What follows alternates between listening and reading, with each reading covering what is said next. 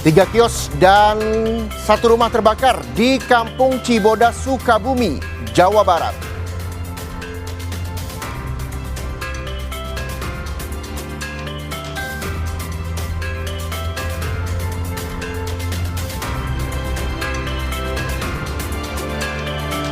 Polisi lakukan olah tempat kejadian perkara untuk mengetahui penyebab kecelakaan bus ALS dan truk tangki minyak.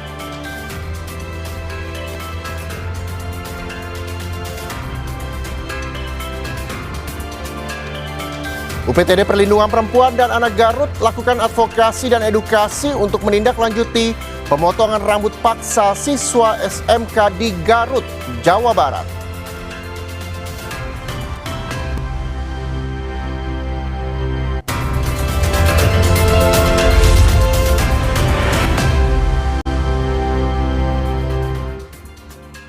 Halo saudara, menemani 30 menit ke depan, berita dari seluruh wilayah Indonesia yang kami hadirkan untuk Anda. Bersama saya Muhammad Syahreza, mari bersama kita saksikan Indonesia Update selengkapnya.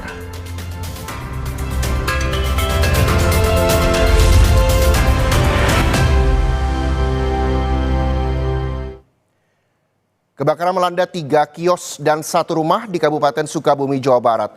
Peristiwa ini diduga berasal dari kebocoran tabung gas. Mohon dibantos enggal-enggal Pak, ya aduh. Enggal, seundeuna geus mulai ya kaburuan. Seundeuna geus mulai ngaageungan. Komandan, enggal. Monitor. Api muncul dari salah satu kios yang kemudian merambat dengan cepat. Warga berusaha padamkan api menggunakan alat seadanya, namun api meluas hingga ke kios lain dan juga 1 rumah warga. 2 unit pemadam kebakaran dikerahkan untuk padamkan api. Api berhasil dipadamkan setelah 40 menit kebakaran terjadi di permukiman padat penduduk.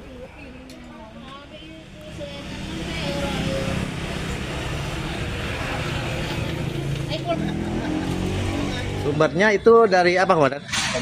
Untuk informasi tadi itu dari kompor itu. Kompor yang jualan di depan itu, yang pinggir jalan itu. Untuk tindakan pemadaman? Untuk pemadaman itu langsung dari info dari unit damkar PT Glosar Indonesia langsung meluncur, sesudah ada info langsung ke lapangan, ke TKP untuk memadamkan kebakaran yang terjadi di daerah GMC. Korban jiwa itu tidak ada. Untuk kerugian sekitar berapa? Itu kerugian itu sekitar 200 jutaan lah.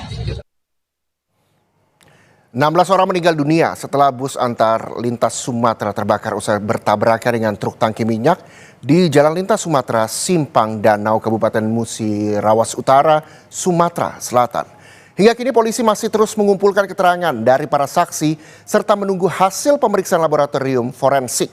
Dan berikut laporan dari jurnalis Kompas TV Gilang Tri Wibisono di Palembang, Sumatera Selatan. Ya, pemirsa Kompas TV, saat ini saya sedang berada di lokasi tempat kejadian perkara kecelakaan maut antara bus antar lintas Sumatera ALS dengan bus atau truk pengangkut BBM, tepatnya di Jalan Lintas Sumatera, Kabupaten Musirawas Utara. Di belakang saya ini adalah bangkai bus ALS dan juga truk pengangkut BBM yang saat ini sudah dipasang garis polisi. Peristiwa kecelakaan maut itu terjadi pada Rabu siang kemarin dan menyebabkan 16 korban jiwa meninggal dunia dan 4 saat ini masih berada di rumah sakit untuk mendapat perawatan karena luka bakar dan luka kecelakaan cukup serius. Saya akan tunjukkan kepada Anda bagaimana dahsyatnya kecelakaan yang terjadi pada Rabu kemarin. Ini mengakibatkan satu area ini menjadi terbakar hebat dengan dibuktikan dengan terbakarnya sejumlah pepohonan di area ini dan juga bangkai bus ALS dan truk pengangkut BBM yang ludes terbakar, hanya menyisakan rangkanya saja. Pemirsa, di sini adalah titik terjadinya benturan antara bus yang melaju dari arah Lubuk Linggau menuju Kabupaten Musirawas Utara dan truk pengangkut BBM yang melaju dari arah sebaliknya, dan kemudian terjadi kecelakaan maut pada Rabu kemarin di titik ini. Dari olah tempat kejadian perkara yang hari ini dilakukan oleh pihak kepolisian, polisi telah menandai sejumlah titik-titik dugaan awal lepas kendalinya bus ALS, yakni ada 3 titik jalan berlubang yang kemudian ditandai dan titik benturan yang diduga terjadi di titik ini, pemirsa. Dari olah tempat kejadian perkara yang sudah dilakukan kepolisian Polda Sumatera Selatan bersama tim Lab 4 Mabes Polri, diduga ini adanya out of control dari supir bus ALS yang kemudian terjadi kecelakaan di sini.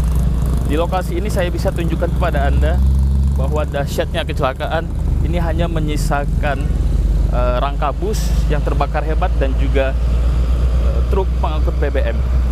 Di kawasan titik ini terdapat juga cemaran BBM yang diduga itu berasal dari tangki bus pengangkut BBM dan juga sisa bahan bakar dari bus ALS. Saat ini kepolisian telah melakukan olah tempat kejadian perkara. Tentu ini menjadi awal untuk mencari penyebab pasti dugaan penyebab pasti kecelakaan yang menyebabkan 16 korban jiwa di Jalan Lintas Sumatera. Gilang Triwibisono, Kompas TV, Sumatera Selatan.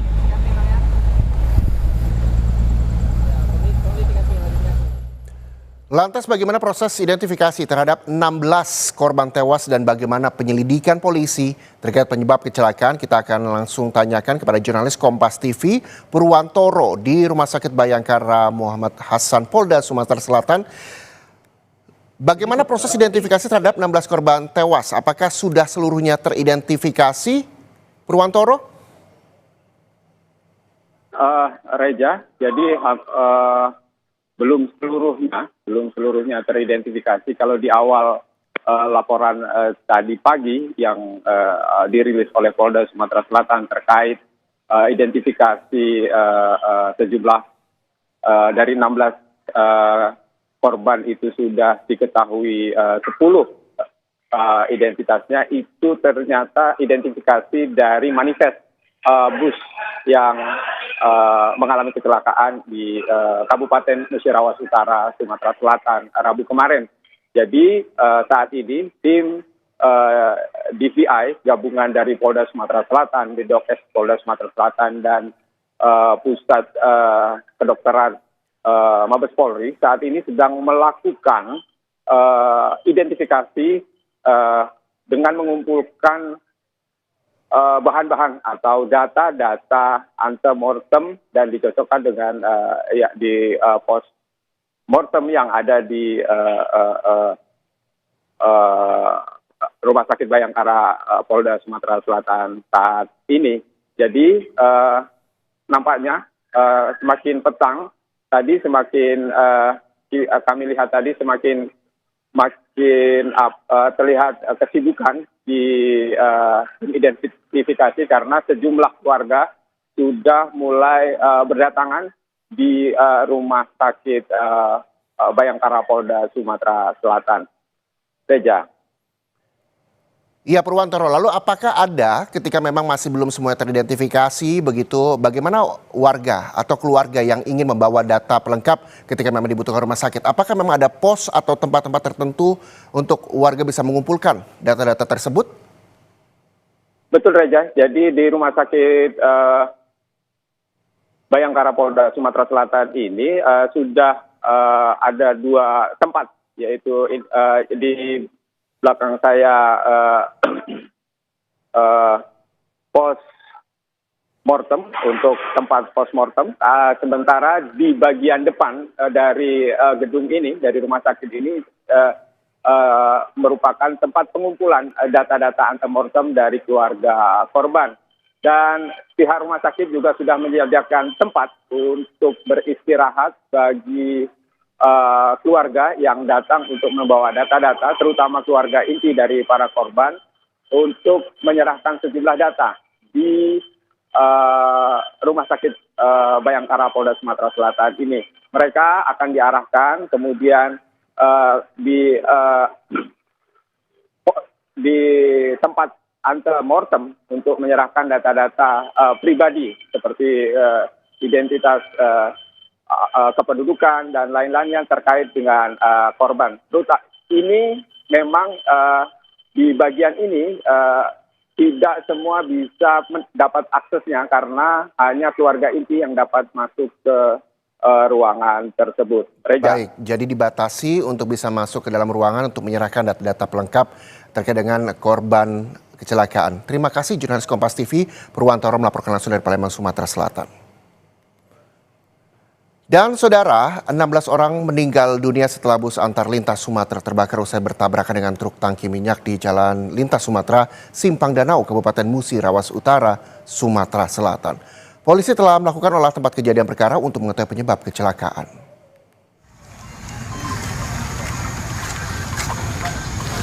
Tim Laboratorium Forensik Polda Sumatera Selatan bersama Satlantas Polres Musi Rawas Utara mendatangi lokasi kecelakaan bus antar lintas Sumatera dan truk tangki minyak di Jalan Lintas Sumatera Simpang Danau, Kabupaten Musi Rawas Utara, Sumatera Selatan.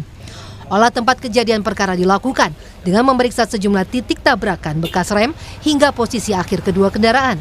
Polisi pun mengumpulkan berbagai barang bukti di sekitar lokasi untuk keperluan penyelidikan lebih lanjut, termasuk meminta keterangan kernet bus ALS yang selamat. Kernet bus menceritakan pada Satlantas Polres Musi Rawas Utara detik-detik terjadinya tabrakan bus ALS dan truk tangki minyak. Bus ALS terbakar setelah bertabrakan dengan truk tangki minyak. Menurut polisi, kecelakaan bermula saat bus ALS melaju dari arah Lubuk Linggau, Sumatera Selatan menuju Jambi. Namun bus kemudian tiba-tiba oleng dan masuk ke jalur yang berlawanan, lalu bertabrakan dengan truk tangki minyak hingga kebakaran terjadi. Akibat kecelakaan ini, 16 orang meninggal dunia. Jenazah para korban dibawa ke RS Bayangkara Palembang untuk diidentifikasi. Sambil menunggu kedatangan tim-tim yang lain dari Jakarta, kita akan mulai dengan dokter forensik yang ada di sini. Kiranya untuk sampai di sini langsung melapor ke posko antemortemnya. Jadi dinilai siapa yang melaporkan, siapa yang ada kehilangan keluarganya nanti akan didatakan.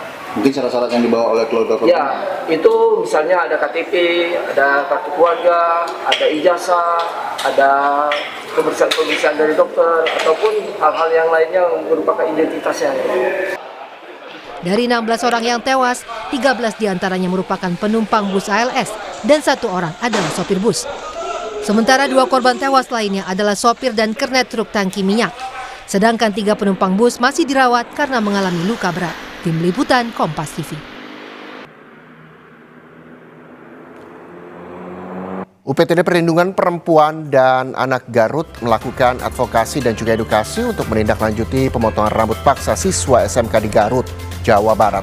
Informasi lengkapnya kami hadirkan usai jeda di Indonesia Update untuk Anda.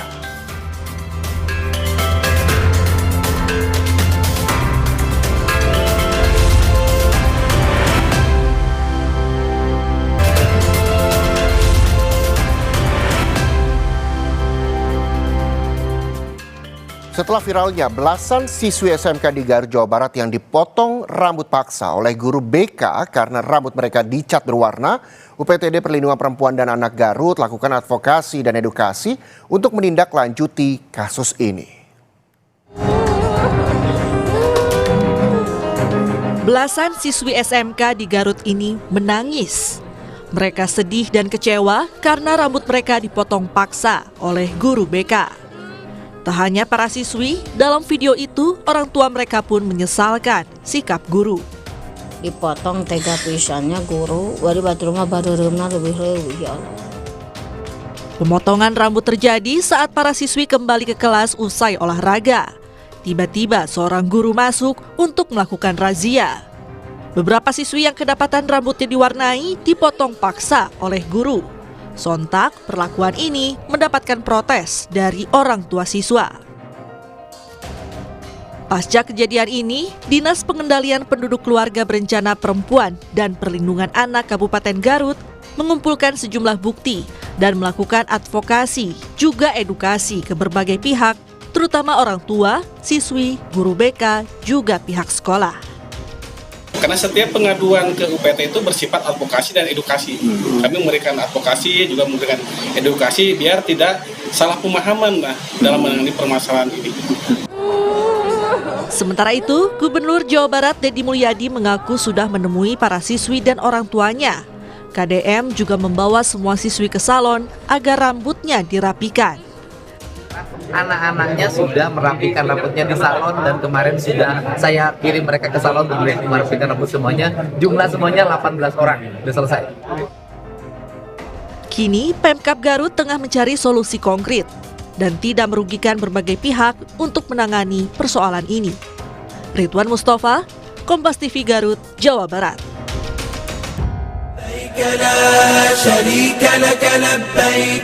Innal hamda wan ni'mata laka wal mulk la syarika lak. Sebanyak 62 calon jemaah haji asal Kabupaten Sukabumi yang tergabung dalam kloter 13 JKS dilepas menuju asrama haji Bekasi oleh Bupati Sukabumi. Pemberangkatan didominasi oleh jemaah lanjut usia. Suasana haru mewarnai pelepasan 62 calon jemaah haji Kabupaten Sukabumi di Gedung Pus Bangdai Cikembar, Sukabumi, Jawa Barat. Dari total 65 kuota awal yang tersedia, tercatat 62 jemaah yang berangkat pada gelombang ini. Jemaah calon haji pada kloter 13 ini didominasi oleh lansia dengan terentang usia antara 71 hingga 90 tahun. Bupati Sukabumi Asep Japar didampingi Wakil Bupati Sukabumi, Kepala Kemenhaj Kabupaten Sukabumi dan juga ini hadir langsung untuk melepas rombongan. Bupati berpesan agar para jemaah menjaga kesehatan dan kekompakan selama berada di Tanah Suci mengingat cuaca yang cukup ekstrem.